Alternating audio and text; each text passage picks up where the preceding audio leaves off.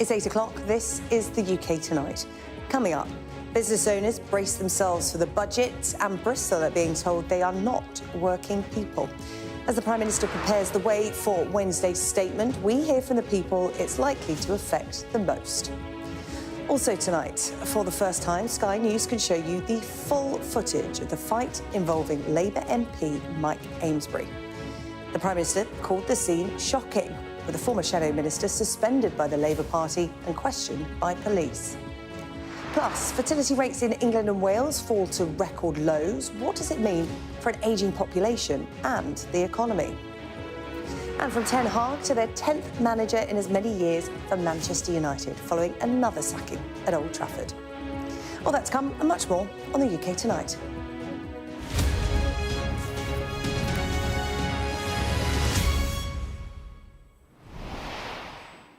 Hello, good evening. Working people. Easy to say, but perhaps difficult to define. Ahead of Wednesday's budget, the Prime Minister has insisted the Chancellor's statement will be for working people from a government for working people. There will be honest, long-term decisions in the interest of working people. You get the idea. What's less certain is the impact of the budget on businesses, big and small, run by people who work just as hard but are likely to be hit by higher taxes. Our chief North of England correspondent, Greg Milam, has been to Preston Market, a landmark in the community, for more than 150 years. He's been there to speak to traders and their customers about the state of the country's finances. The market in Preston, it's been going for donkey's years. A lot of people have been coming here all that time, and it's a religious thing for them to go to Preston Market. We're a few months into a new government. What do you make of where the country is now? Personally, I think we're on a bit of a knife edge, to be honest. I think it could go either way. We've got the budget coming up. It's going to be an interesting one. I think they've obviously got issues to solve. I think everybody knew that. They've tried to highlight, make it probably worse than we all thought it might be. Probably so that when they make the tough decisions, they've got a good excuse for it. I don't think everyone's buying that, to be honest. I'm concerned about employers' national insurance going up, maybe employers' national insurance on pensions, all these little things. A lot of traders in particular like this, small businesses, most people, owner-operators, they're not making huge amounts of money. Every time the government puts another cost implication in there, the only people it hurts generally is the workers. Yeah, how important do you think this budget is for this government? Oh yeah, I think it'll like make them or break them, whatever they decide to do. What would you like to hear in the budget?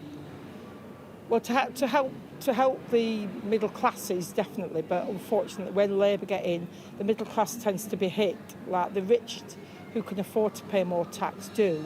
Then the middle classes get hit, and then unfortunately for me, the poor end who don't work, who need more help, tend to get more help than. But for me, they're not working, and they should be working, but they're getting too much help. So it's a bit of a fine balance, really, with Labour. I think he has got some good ideas, so give him a chance, but it's this budget that's going to be the problem, because you could do maybe progressive taxes on people, but it's like the winter fuel allowance. People don't like losing that. It's heartbreaking. Like that old fella there, he said he's saving his 2s and 1s up so he can give his grandkids something for Christmas. He's not going to get no house. What is the government's gone worse. They're out for themselves. They're not out for anybody else. I work. My husband's retired. We've had eating allowance. We're not getting it. We'll never get a penny out from anywhere because we work. Them that don't work get everything. Things like the winter fuel allowance and things like that. They shouldn't take that off us, should they? That winter, they shouldn't take it off us, should they? No, they should take that off us. You've got a business. It's a rough time for a lot of businesses. How do you find? We are not really struggling, but we're coping. We're all right. We can pay the bills and take some money out for ourselves as well. So it's going. Well, a new budget's coming. Looks like it's going to be a burden on employers.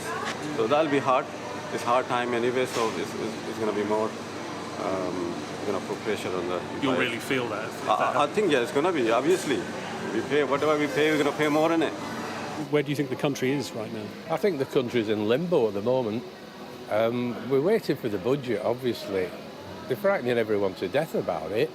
Can it be as bad as they're really portraying? Hopefully not.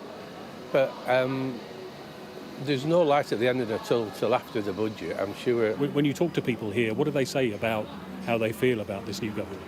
In a nutshell, this is not what we voted for. That's a number of people have said exactly the same. We didn't vote for this. I'm not sure what we were voting for, to be perfectly honest. So do you have any hope that a budget will make any difference? No, I think the budget might make things worse, possibly. I think there's going to be a lot of unhappy people after the budget. I don't think this is a very good country we're in at the minute. Because they promise you things, and then when it comes after the budget and all's over, you don't get what they say that they're going to do. So I don't think it's very good at all. And it's disgusting at 77 still having to work. And then these young guns are still sat at home on the backsides getting dole and all sorts. So there's a budget. You're a businessman. What practically would you like to hear in a budget to help your customers and help you? Well, straight away, with people in here, they're really worried about setting people on. I mean, there's going to be more red tape there. That's quite scary. I've always been a one-man band because I can always get through. But if you're employing people, it's a problem. There's nobody coming through on the markets. There's no kids. Can you see, when you actually walk around, there's no kids coming through, no 20-year-olds, no 30-year-olds. They're all like me. There's no incentive for them. It's scary. So do you feel anything has changed with the change of government? Yeah, a lot of fear. I think there's a lot of worry. There's a lot of worry. Do you think people have got faith in this government? With that heritage of being a Labour supporting area, do you think people have faith in this government? They have, but it's waning. It's definitely waning. We get people coming here all the time and saying, hey, I'll tell you something, you know, it's not too come long, has it? Not too come long to go back on the pledges and things like that. Greg Milam, Sky News, Preston. Well, in the build-up to the budget, minister after minister has been struggling to define exactly what a working person is. If you run your own business or rent out houses for a living, does that mean that you're not a working person? Well, joining me now to discuss this in a bit more detail is Guy Moore, owner of Relo, an estate agents in Grimsby, and I'll be heading up to Grimsby tomorrow because that's where I'll be for Budget Day. Guy, good to see you on the programme tonight. How are you feeling ahead of the budget on Wednesday? Yeah, thanks for having me this evening, Sarah-Jane. I am, I would say, cautiously optimistic. I think, obviously, there has been a lot of doom and gloom in the press. And I don't think there's a single business owner in the country who probably wouldn't feel the hairs on the back of their neck stand up at the sound of the word budget. And it's probably no coincidence that it's happening this week. But ultimately, we're going to have to wait and see what kind of trick or treat we're in store for. Yeah, I see what you did there. And we've had quite a while, haven't we, from the government coming in to this point, the budget. There's been this huge vacuum, so, of course, speculation, a lot of people wondering what's going to be in it, what it means for them. And as a small business, what do you feel that you need from the budget? Let's take out the speculation. We can talk about what people think is going to be in it in just a moment. But what would you like to see in there that would help you? I think, obviously, nobody wants to hear that they're going to have to spend more money, whether that be on national insurance contributions or, you know, whatever tax increase that may look like when it comes out. But I think realistically, there's also that universal recognition that we have been facing tougher times than ever over the last couple of years, and you know, there is a probably collective sense there that a burden needs to be taken on, and tough decisions need to be made. So I think ultimately, what I'd like to see is, you know, that burden being spread as much as possible, so that it's not being felt by one particular area of the population. But I'd also like to see tough decisions being made, and hopefully some support for those thousands of small businesses like ourselves out there that are ultimately always looking for help and support and better times on the horizon. Sir Keir Starmer says you can't continue the pretence that you can always have lower taxes and that your public service will run properly. You know, we know how public services are funded. They're funded through tax and people have to pay it, you know, as an individual, as a business. Getting into the weeds of it this promise that Labour made about, working people, they will look after working people and they will not put up taxes for working people. Do you consider yourself a working person? Because I think that's put uncertainty into Wednesday's budget, isn't it? Because everybody that has a job or runs a business works. But they're in a position on Wednesday that they might actually not be classed as a working person and, might not be looked after in that regard. Yeah, it's a difficult definition. I mean, for me, a working person, whether you're a sole trader, a business owner, or somebody that draws a salary, obviously every month, it's any of those people that have found themselves working harder than ever, in the last few years or last few months, and under more stress than ever, and ultimately are looking at that pay slip at the end of the month and hoping X is more than Y, and they are worried about costs and the cost of living in particular. But I think, yes, I do define myself as a working person. I wish I didn't have to, but that's the reality of it ultimately. And I think, like I say, we need to probably see some kind of burden spread evenly between everybody that considers themselves or could be considered a working person for the fairer results possible. I think that probably involves, looking at larger corporations and how they can be policed in terms of paying tax as much as supporting smaller businesses as well. Yeah, just as you mentioned big corporations there, I mean, I've done a fair few of these budgets now, I have to admit, Guy, and I've been up and down the UK in markets, shopping centres, talking to small business owners, entrepreneurs. That seems to be the gig that I always get. And the theme, every time a budget comes around or an election, seems to be that small businesses, entrepreneurs, freelancers, self-employed, often get overlooked, whether it's going to be by this government or the last. You seem to fall through the cracks. Is that a fair assessment? I'd say, yeah. I mean, by their very nature, large corporations and big businesses are obviously very successful, which is great. And, we always want to see, medium businesses become large businesses. But small businesses, as we see firsthand in small towns like Grimsby, represent a huge part of the local economy. And, there are suppliers, there are service providers, there are workers. And it's crucial that they get as much support as possible because in many cases, large corporations can't be as successful as they are without the work of those smaller businesses around them. And ultimately, smaller towns like Grimsby flourish off the back of their local economies and the small businesses that make them up. Yeah, I mean, you're in a unique position because obviously you have a small business, but you also look after landlords and those with assets, people who have houses. With all this talk about Wednesday and employers' contributions to national insurance potentially going up, corporation tax, capital gains, what kind of a sense are you getting from the people that you deal with? Because, people have worked, they have built up assets, whether it be property or a business. What are they saying to you about their concerns in terms of growth and getting on? How are you meant to go from a working person to an entrepreneur or a business if you're not supported? Yeah, I mean, landlords in particular have probably felt the pinch over the last few years, and the disruptions that have come in the property market, and obviously changes in the way that tenancies are policed, which we actually in most cases welcome, have certainly probably convinced many landlords that it's probably not the best place for their money to be invested. And I know great lettings agents and estate agents like ourselves have been working hard to kind of convince them that that is the way forward. But as with any market, particularly the private investment sector, I think the danger is if too much is done to dissuade people from investing that money, particularly in property in particular, how is that rental market going to stay competitive? Because ultimately, if we want to root out the bad landlords, if we want to improve living conditions and lower the cost of rental, we need a competitive rental market where there is choice and there is competition. So I think a lot of business owners and a lot of investors and landlords, and they have been worried about what's to come. But I think conversely, we know that there has been a lot of difficulties over the last couple of years. And like I say, tough decisions need to be made. So I think there's a sense that we need to meet those new challenges and find a way to make it work. OK, Guy Moore from Relo in Grimsby, really good to talk to you, taking your cautious optimism into Wednesday. Thank you very much. We will speak again, I am sure. We will bring you full coverage here on Sky News of Rachel Reeves' first budget. Coverage gets underway at 10 o'clock in the morning on Wednesday. Our teams in Westminster and around the country. Bye, Guy.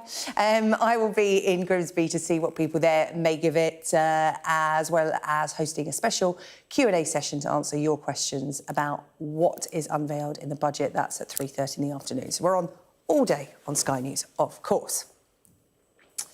Now, for the first time, Sky News can show you the full footage of the fight involving Labour MP Mike Amesbury and a member of the public. And just to warn you, the scenes we're about to show you are violent and you may find them disturbing.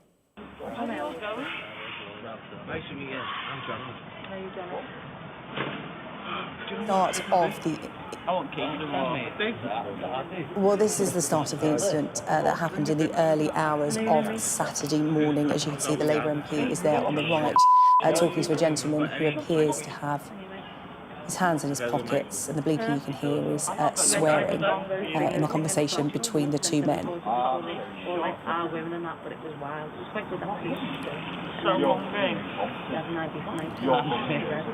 This is CCTV footage that was taken at around 2:51, and it appears to show the Runcorn and Amesbury MP speaking with a man. And as you can see, things start to get more heated. There's some finger pointing and continued swearing.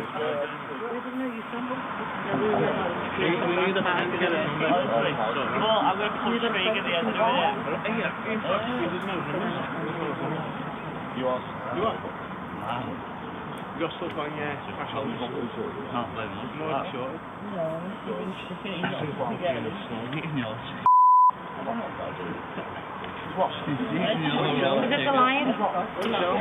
You can hear other bystanders there, just out of shot at the moment. This is 2:15 in the morning on Saturday in the MP's constituency of Runcorn and Amesbury in Cheshire. And that is the punch. And the others that followed, you can see the bystanders there coming to the aid of the man on the floor, one of the MP's constituents. Oh my God. Oh my God. He's I'm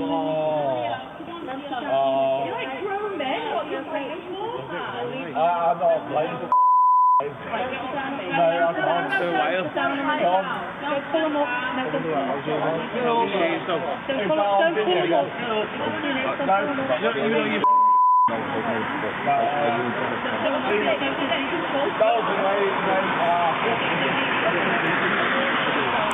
Mike Amesbury MP does return to the man on the floor. Don't ever threaten me again. Don't threaten me.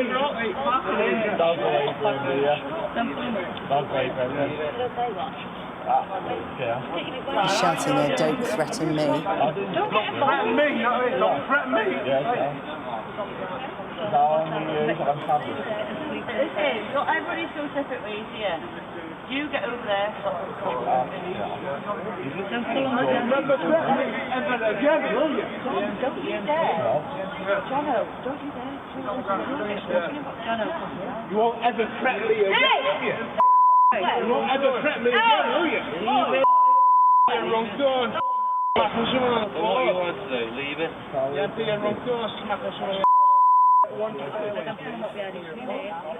I am. Yes, I am. And you won't threaten me MP ever again, will you? Oh, is it Mike? Is it Mike? He then identifies himself as an MP. Get him on camera, Jono. He's the local MP. Mike, that's what you should be doing round here, isn't it? The local MP. He's the local MP, Jono. Threaten me MP. You'll never do it again, Mate, you'll never be MP again. I'm sorry, mate. You'll never threaten me MP again. Wow. Yeah, but the MP... He's the local MP in Frodsham. You just lost your job, mate. You just lost your job, mate. Exactly that. You just lost your job, mate. Threatening me. You won't do it. Jono, he's a local MP. You're what to you? You just lost your job. Hey.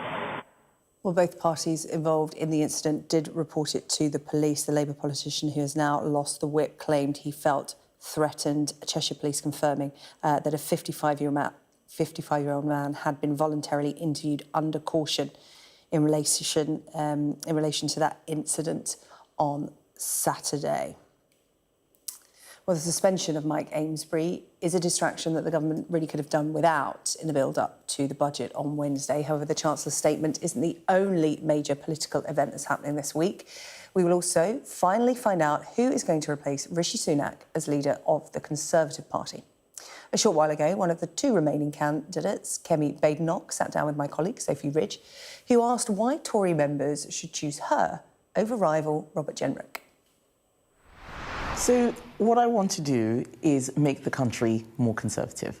And by that I mean, policies that will help deliver better growth, just a better life for everyone. And I think having a Conservative government is the best way to do that.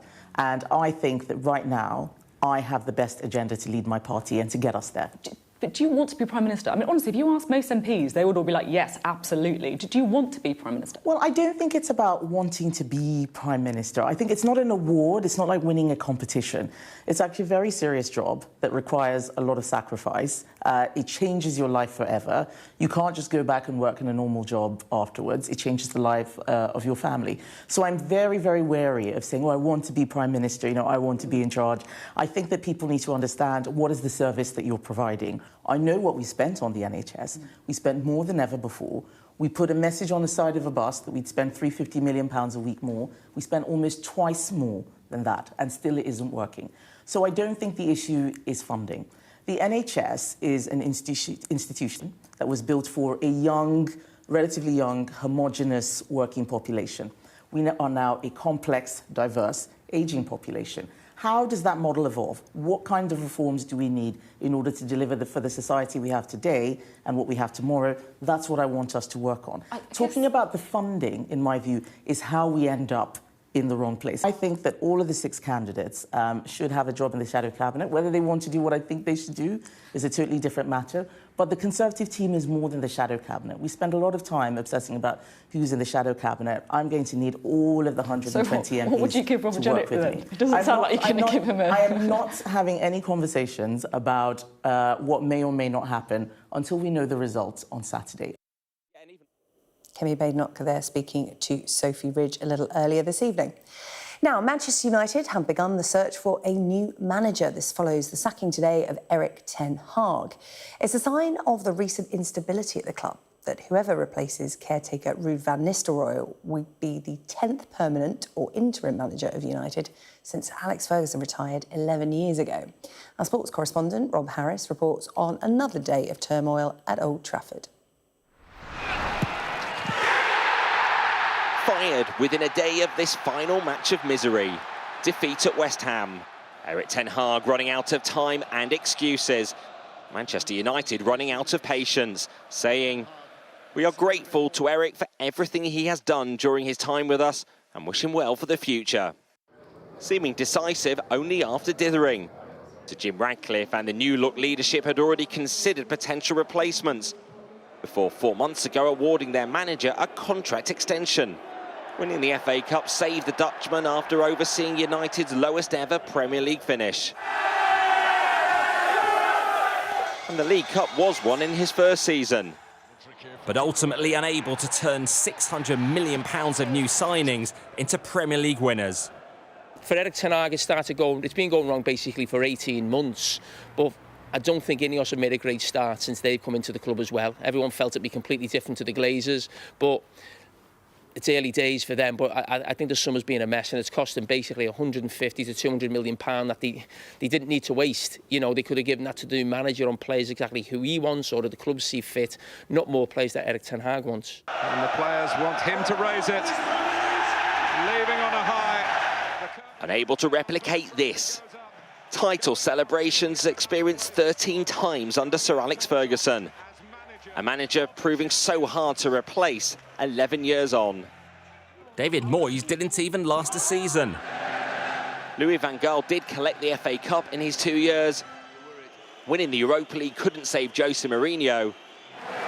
And Ole Gunnar Solskjaer couldn't replicate his trophy-winning exploits as a United player.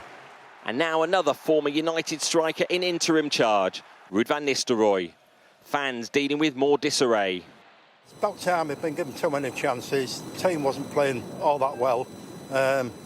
We could have done better. I think he's just had a bad season this time. I think 14th in the league, something had to give. I mean, shocking performances all around. Not winning how many games in Europe. It's just not been good enough. The team and the stadium are in decay. Sir Jim Ratcliffe wants to cut costs to rebuild it all. But there'll be a big bill for cutting Erik ten Hag. And the new manager, their sixth since Sir Alex Ferguson's retirement, will surely want to spend to reshape the squad in their image. How long will it take to get United back to the summit? And how long will the next manager be given? Rob Harris, Sky News, Old Trafford. Let's speak to Rob. He's still outside Old Trafford tonight. And Rob, you've got some more details of who Manchester United are trying to get as Ten Hag's replacement. I was looking at some of the names flying around today and writing them down. I got up to number 13. There's a lot of names flying around. What are you hearing? Well, it looks like the next Manchester United manager could be Ruben Amorim, the 39-year-old head coach at Sporting Lisbon. United are in talks, seems to try to get a deal over the line. There could be quite a payout, though. He's said to have a €10 million release clause. So if you factor that into the payout for Ten Hag, it's going to be a costly decision, this, having only given him that contract extension in the summer. But it looks like they could see him as the person to restore the glory days. Amorim has already been so impressive, one of the most coveted coaches in Europe. He has shown how to end a title drought as well. He brought the Portuguese title back to Sporting Lisbon after a 19-year wait, and he's won it once more since then. So he's got a couple of titles to his name with Sporting Lisbon, and they've made a 100% start to the season, so certainly shown how to be impressive and defensively solid. All the things that Manchester United haven't been in this woeful start to the season that has ultimately cost Erik ten Hag his job. And this institution is perhaps unlike any other in English football, seen globally around the world, every decision raked over for so many years, used to that stability and dominance under Sir Alex Ferguson. But these last 11 years have been utterly chaotic, so much chopping and changing, and now approaching another new era as United try to get their new manager over the line. You'll be pleased to know he was one of the names that I'd heard today. He was on that rather long, extensive list. I'll cross all the others out and put a big circle around that one. Rob, thank you. Still to come on the UK tonight. A landmark UK case points to a growing online threat as a man is jailed for making computer-generated images of child abuse. And find out how long the far-right figure Tommy Robinson will spend behind bars for contempt of court.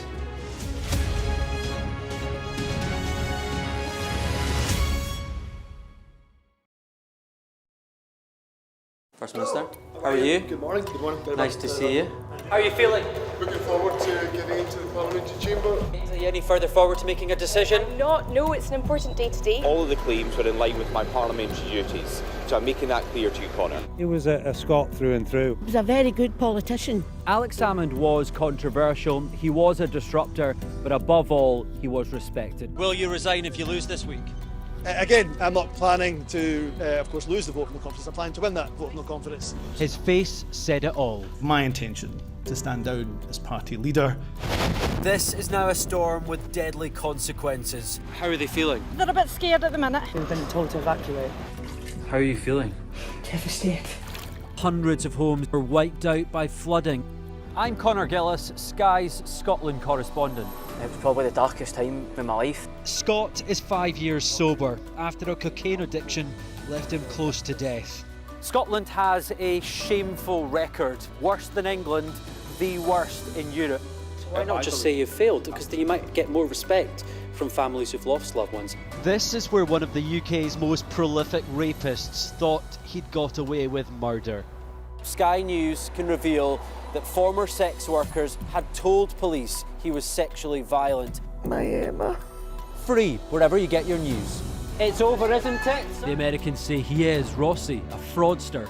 This has been one of the most bizarre cases ever heard in a courtroom in this country. A dangerous murderer. Do you think you'll ever be able to forgive Andrew Ennis after this?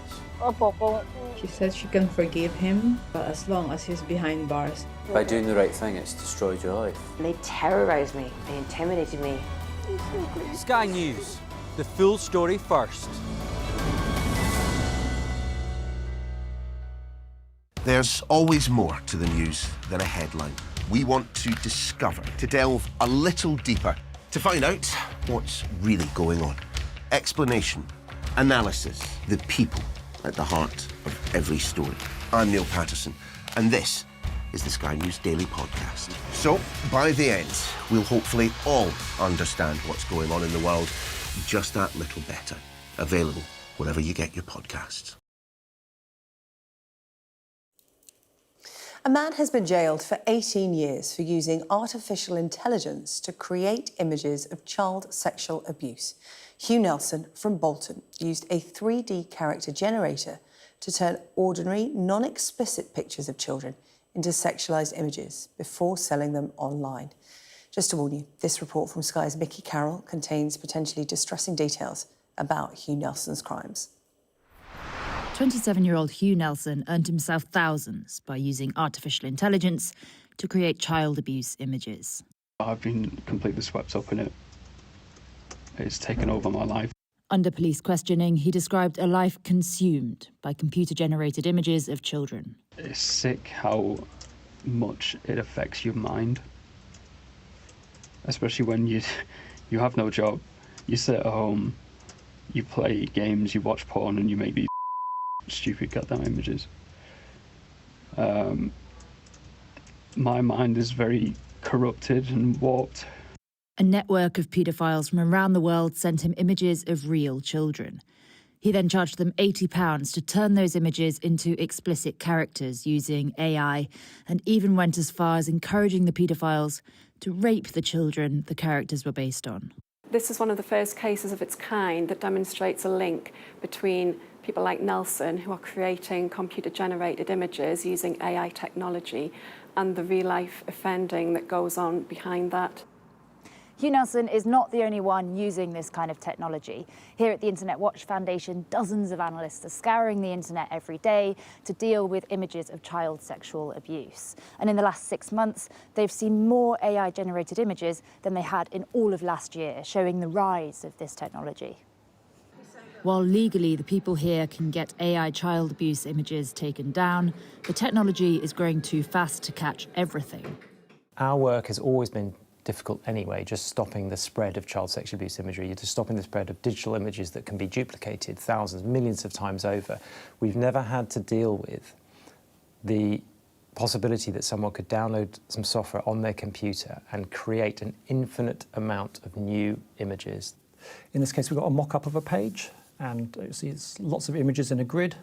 Jeff, which isn't his real name, is one of the analysts dealing with this new threat. We're reaching the point now where even a trained analyst who knows what to look for in an image that would suggest it was AI would struggle to see whether it was real or not. Does that worry you? Yes. Last thing we want is realistic depictions of children, and particularly because we are seeing images of real victims being used in this way. So image generators are being trained on sets of real victims, and they are producing brand new sets of victims' images, which is appalling. No, because we can take action on those images regardless of whether they are realistic or not. Police in Manchester say Hugh Nelson's case is just the beginning. They're already working with forces across the country to tackle the fast-growing problem of AI paedophiles. Mickey Carroll, Sky News. The far-right activist Tommy Robinson has been jailed for 18 months after admitting contempt of court by repeating false claims against a Syrian refugee schoolboy. Robinson, whose real name is Stephen Yaxley Lennon, breached an injunction made after he was successfully sued for libel in 2021. Our crime correspondent Martin Brunt has more details. He faced 2 contempt of court charges that go back 3 years. He'd lost a libel case after he'd made false allegations about a 15-year-old schoolboy, Jamal Hijazi, who had been involved in a fight at school. He'd been attacked, and that attack had been filmed, and Yaxley Lennon investigated it as a journalist, according to his lawyer and came to the conclusion that the young schoolboy wasn't the victim but had brought that attack on himself. That ended up in a court case, a libel case brought by the young boy, and Yaxley Lennon lost that case, and shortly afterwards, was subject to an injunction that stopped him repeating those false allegations. And for 2 years, his lawyer told the court today he did comply with that injunction, but then he started repeating those allegations. According to the lawyer today for the Solicitor General who brought this contempt hearing, one of the issues was centred on a film that Yaxley Lennon had made, a 90-minute film called Silenced, in which he repeated those allegations, and that film was shown many millions of times, according to the lawyer. The judge listened to the case and gave him 18 months in jail after Yaxley Lennon had admitted those contempt charges. The judge said that the breaches were not accidental, negligent, or merely reckless. They were planned, deliberate, direct, flagrant breaches of the court's order. Millions of people had watched that film, said the prosecutor for the Solicitor General. Yaxley Lennon's own lawyer said that he was working as a journalist, had studied journalistic law, and for 2 years had complied with the injunction, but then that stopped. The lawyer said, at all times he was following his principles. He passionately believes in free speech, freedom of the press, and his overwhelming desire is to expose the truth. He believes, said Yaxley Lennon's lawyer, that the public has the right to hear all the truth, not just that provided by the mainstream media. So he was given 18 months in prison. The judge told him that he would be automatically released halfway through, so he'll serve 9 months. Still to come here on the UK Tonight, will fewer babies mean more immigration? I'll be asking a professor of demography how the UK can plan its future as fertility rates plummet. And a cheesy message about a serious crime. Jamie Oliver encourages millions of followers to help track down 22 tons of stolen cheddar.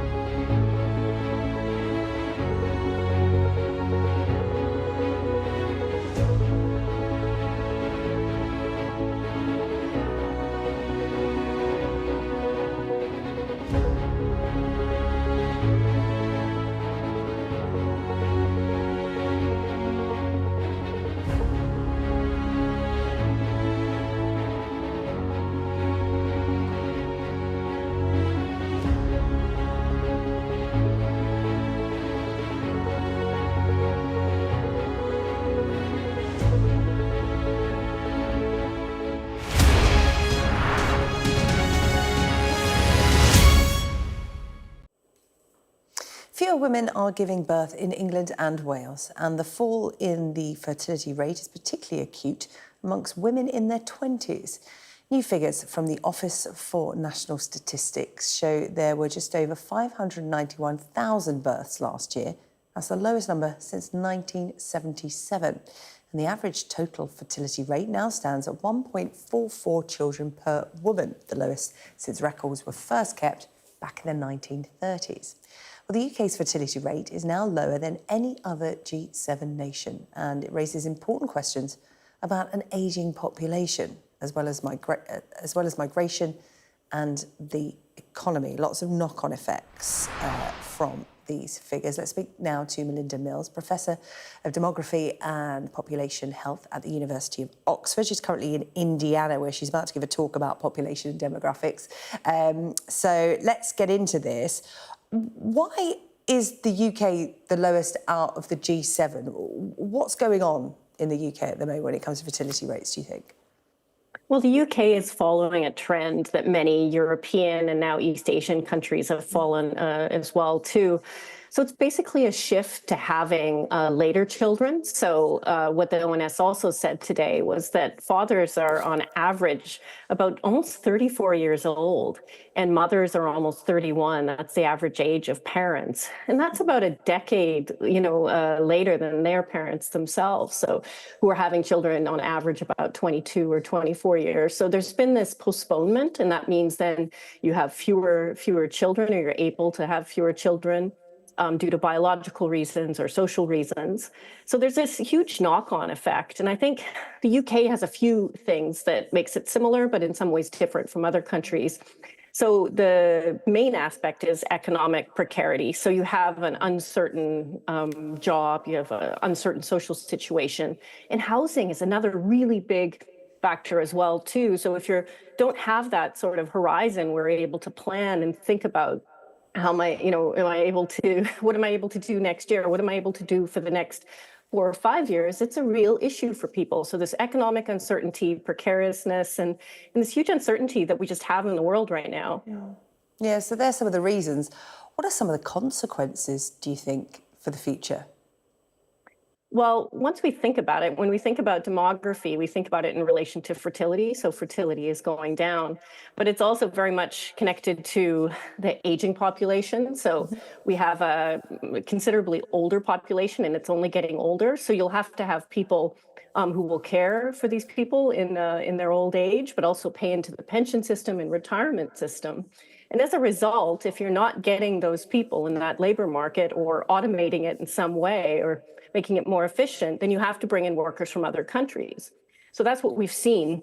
So the UK, actually, the population isn't shrinking. The ONS also published in October that it's got a 1% growth, but that's largely related to migration in the past years as well, too. So these are for people coming in to study, but also people to come in and work in the healthcare sector. Can we talk about, the fact that, these figures have come out and there's been some talk about government interventions to help reverse the trend? I mean, one that a lot of people will instantly think of is help with childcare for working parents. Yeah, so those policies, many policies have been tried across different countries. Childcare, affordable, accessible childcare is definitely one of them, but also paternity leave. So not just mothers taking, mothers have gone into higher education and employment, and many of them are just wanting to stay there as well, too, and unable to combine it with, family and work. So paternity leave is important. But then you have countries such as Hungary that has a 1.52 total fertility rate, putting huge amounts of money into pronatalist policies. So 5% of their GDP they're putting into these pronatalist policies. And this is just a huge amount. And it's really, experts have shown that it's really not affecting that much. So throwing money at the problem or giving some tax incentives isn't always the solution. It's often making it possible for people to have a house, have a good life, be able to plan for a longer term. So think of like fixed term mortgage rates, just a whole bunch of different things that make it possible for people to feel certain that they can have children. Yeah, and one of the major factors is women having children later, if having them at all, because, in a broader sense, fertility has been declining since the 60s and 70s, and that coincides with women having more choices personally, more opportunities professionally. That's quite a hard thing to reverse, isn't it? So can you see this trend reversing or stalling, or is it only going one way? Well, the projections say that the total fertility rate, will go down lower in the UK and in England and Wales and across many countries. You definitely don't want to think about, overturning gender equality or things like that. That's not the issue. But the issue is if people want to have children, that they should be able to have them. So you have to have institutions and structures in place to allow that. But people are having children later and later. So, our other research has shown that there's biological and genetic factors that may play a role as well, too, and people, wait increasingly longer. A study we had shows mental health issues, particularly of men, and substance use could be an issue. And also, so we have to think, not only talk about women, but also talk about men and bring them into the picture as well. OK, fascinating to hear from you. Melinda Mills, Professor of Demography and Population there, talking about the UK's declining fertility rate. Thank you very much for speaking to us on the UK Tonight. I appreciate your time. Thank you. Still to come on the programme, the Great Cheese Heist, a dairy that produces one of the kinds of cheddars hauled away by thieves, gives their take on this scam.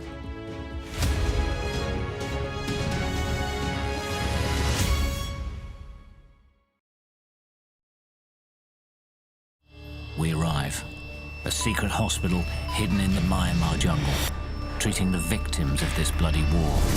This is Myanmar today. Its military rulers don't want the world to see, but we have. I fight for my own future. I fight for my generation's future. This is an actual crime. They don't care for that. Myanmar army is only a couple of kilometers away. So this is a major humanitarian disaster.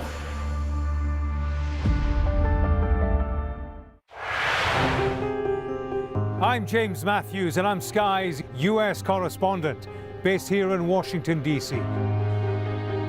Do you fear a fourth indictment? Does your government owe an apology to the British home children? Great to see you. Does your government owe them an apology? The fact that they were intercepted, does that indicate a military weakness on the part of Iran? No. Free, wherever you get your news. There's no doubting the strength of this hurricane as it roars through. You can feel a devastating power. It had been a difficult night in a deadly storm. Bang, bang. You can hear it hitting the windows. Our houses are okay. It's depressing. As bad as all of this is, it could have been much worse. Today, this land they call sacred is at the heart of America's electric car revolution. To me, it's a sacred ground. The white gold rush is a race that Biden doesn't want to lose. I've covered some of the biggest stories in the world. Donald Trump, 45th President of the United States, it would appear is about to learn his fate. Escort coming out! San Quentin houses America's largest death row. They rarely allow cameras onto the condemned block. James Matthews, Sky News. I want to be treated equally like everyone else. It's one step closer to getting out, to getting off death row. Sky News. Get the full story first. Mr. Trump, James Matthews from Sky News. Hey, James. Are you diminished by claims that you're a racist? Question? Mr. Musk, has your ignorance and ego cost Ukrainian lives? Vladimir Putin calls you outstanding. What do you call him, sir? He's from Sky News. He's from Sky News. He's entitled to ask me questions. Still to come, why would someone steal 22 tonnes of cheese?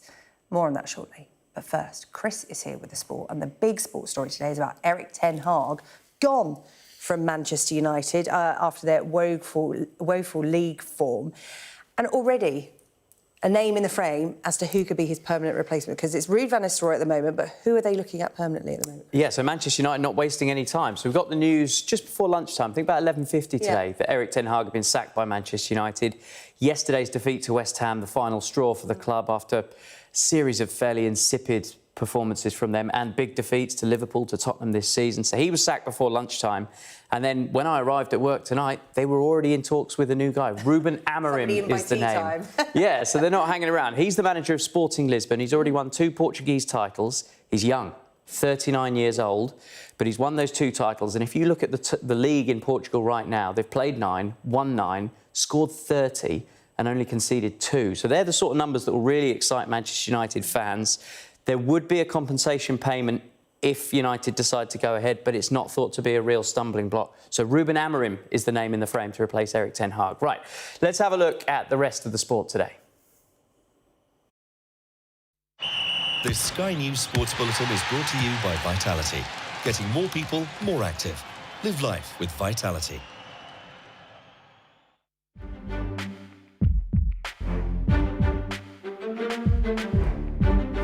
The first real footballing memory was Arsenal winning the double and my dad taking us to Highbury Corner to go and watch us do the parade. I can almost still feel myself like as a small child and my dad's hand being like in front of my eye and like just trying to hold on to my dad's hand so that we can walk through. Yeah. And it's so weird that it does that. Do you know what I mean? And it's an amazing thing.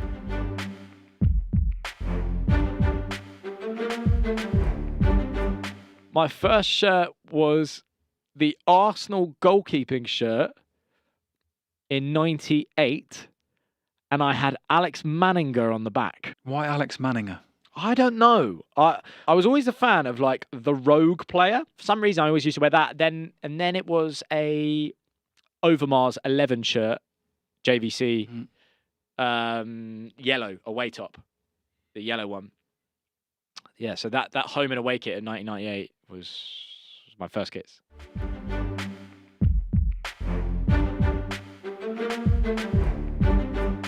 Ronaldo. El Fenomeno Ronaldo, not Cristiano. The one that you've got a tattoo of. The one that I've got a tattoo of. Yeah, I think I love Thierry. Love Thierry. Yeah, I was surprised you didn't pick an Arsenal player. Yeah. But if I was to look at the first time I saw football and went, wow. This Sky News Sports Bulletin is brought to you by Vitality. Finally tonight, the search continues for a gang of thieves who created an elaborate heist to steal £300,000 worth of cheddar from a high-end cheesemonger in London.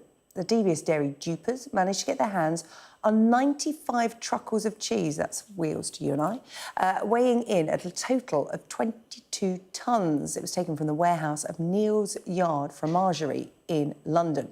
Celebrity chef Jamie Oliver was one of the first people to offer his support. Now, you're going to think I'm joking, but I'm not. There has been a great cheese robbery. Some of the best cheddar cheese in the world has been stolen, 22 tonnes worth. So if anyone hears anything about posh cheese going for cheap, it's probably some wrong-uns. So if anyone hears anything about lorry loads of very posh cheese, I mean, I don't know what they're going to do with it, really. I mean, are they going to, like, unpeel it with the cloth and then cut the skins off and grate it and get rid of it in the fast food industry, in the commercial industry? I don't know. I mean, it seems like a really weird thing to nick. It does indeed. Well, one of the types of cheddar targeted in the raid was Hafford cheese, made by the Holden Farm Dairy in Wales. And we can speak now to Patrick Holden from the dairy. Patrick, good evening to you. Good evening. First of all, as Jamie Oliver said, what a weird thing to nick. But this was a really elaborate scam, an elaborate heist. Have you got some details for us as to how it happened? Well, I have, but just before going into detail, I have to say that when we started making cheese here nearly 18 years ago, I never for a moment imagined that I'd be talking to you on national television, having experienced a robbery of, in our case, more than 2 tonnes of the cheese. It's extraordinary. Well, it's and clearly I'm still very getting good over the cheese. shock. Well, that's nice of you to say so. So what happened with us was that Neal's Yard Dairy approached us a couple of months ago, and they said, we've got a French supermarket agent interested in buying 22.5 tonnes of our cheese. We said, well, we can't possibly do that. That's 3/4 of our year's supply. What we could spare is 2.5 tonnes. And we expected them to say, well, that's not enough. But anyway, they came back And they said, OK, we'll take the 2.5 tons and we'll get the rest of it from 2 Somerset cheddar makers. So we said, OK. We started telling people how excited we were that we were selling cheese to France. And then about 10 days ago, I had this call from the co-owner of Neal's Yard Dairy saying in a very shocked tone, you're not going to believe this, but the cheese, the whole consignment has been stolen. And by the way, by the time I had this news, we'd already been paid for the cheese. So Neal's Yard Dairy are out of pocket to the tune of 300,000, and the sympathy should go to them. And they behaved brilliantly over this, brilliantly. Well, Neal's Yard is a well-known fromagerie. You know, it's global, and they've had huge support. I mean, we heard from Jamie Oliver there, but what's been the reaction to this story? Because yes, it's amusing, but it's a serious matter. Like you said, big money involved, and this is a crime. Yes, I think what I'd say about that is that the artisan community of cheesemakers is truly global, also local. Obviously, in our case, very local. We're a small family farm here in West Wales. But we operate in a spirit of trust and transparency, and that's one of the best things about the way we work together. So actually, even though the cheese has been stolen, it isn't going to shake us from our belief that the people that we value most are the people that eat our cheese, and they're eating a story of sustainable food production, working in harmony with nature, love and trust towards the cows. And I think that's why we're absolutely determined to carry on as we are. We won't be shaken by this robbery. You're strong, just like your cheddar. Where do you think it's gone? What's your hunch? I don't believe it will be sold anywhere near the UK because, for the same reasons I've just explained, the artisan cheesemakers community know each other, and they would soon, I mean, Jamie's great, what he just said, but I mean, I think we'd soon pick it up if somebody was trying to sell cheap cheddar, particularly if it had one of the names of the 3 farms on it. So I think it'll have gone a long way away. I don't know where, the Middle East maybe, who knows, somewhere where they're not going to find out about the story.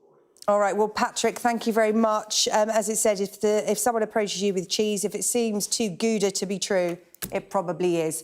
Patrick Holden from Holden Dairy Farm, thank you. Yalda's up next with The World.